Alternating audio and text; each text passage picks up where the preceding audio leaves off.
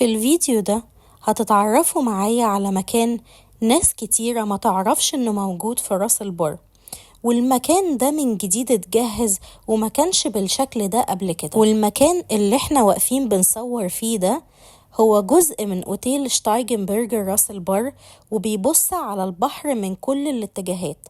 المكان عبارة عن قعدة خاصة تحفة جدا، والمتوقع كمان ان هو يتحول قريب لكافيه او مطعم تابع للفندق جوه الجزيرة نفسها في وسط البحر. تقدروا تشوفوا منه حرفيا على بعد مسافات كبيرة جدا من راس البر.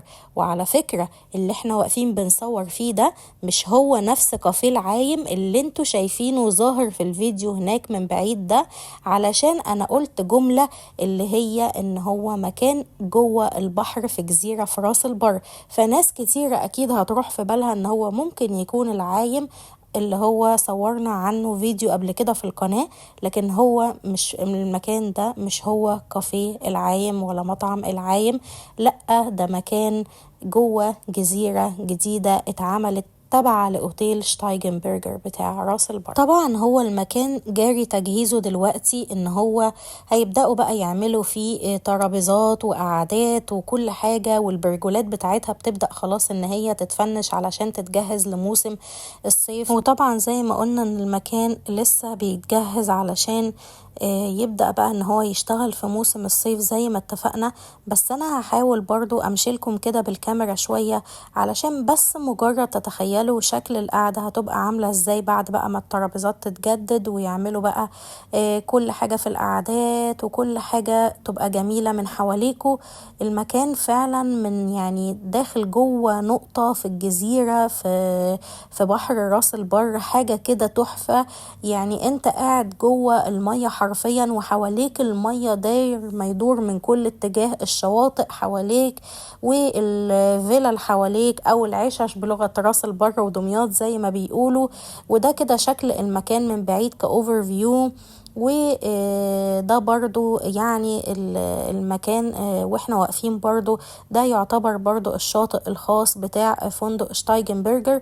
يعني بحاول ان انا اخليكم تتخيلوا المنظر ككل لما تبقوا قاعدين بقى في القعدة الجديدة، هتبقى عينيكوا شايفة ايه من كل اتجاه. هتبقى طبعا بتشوف الشاطئ بتاع شتايجنبرجر الخاص، وهتبقى بتشوف باقي البحر على امتداد واسع طويل، وهتشوف البحر داير ما يدور، وهتشوف باقي الشواطئ التانية، وهتشوف الفلل والعشش وكل حاجة. وطبعا صوت المية وصوت الهواء وريحة البحر حاجة ولا أروع بجد.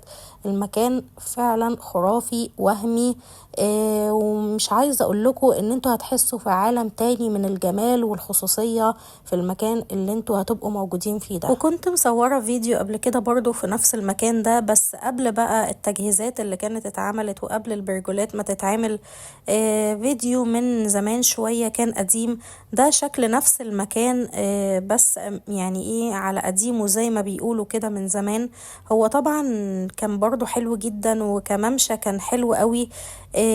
لكن هو حلو طبعا ان يبقى قدامك البحر بانوراميك فيو من كل اتجاه، وتقدر تتمشى براحتك وتقف كده تستمتع بالمية والبحر والهواء والشكل العام. لكن برضو بيبقى الواحد عايز يقعد ريلاكس شوية، يسمع ميوزك كده جميلة، يشرب شوية عصير حلو كده يرطبوا على القلب زي ما بيقولوا.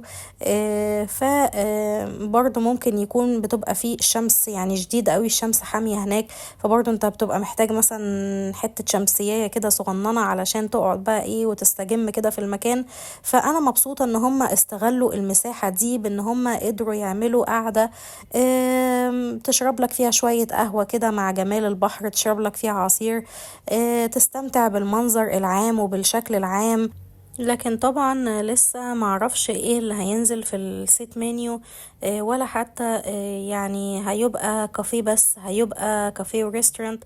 لسه الموضوع ما ظهرش قوي، بس اكيد طبعا شتايجن هيقولوا عنه قريب او هيعلنوا عنه قريب. بس يكفي كده انك تبقى قاعد زي ما قلنا شايف الفنار، شايف كافيه العايم، شايف المبنى نفسه بتاع الاوتيل شتايجنبرجر من هناك.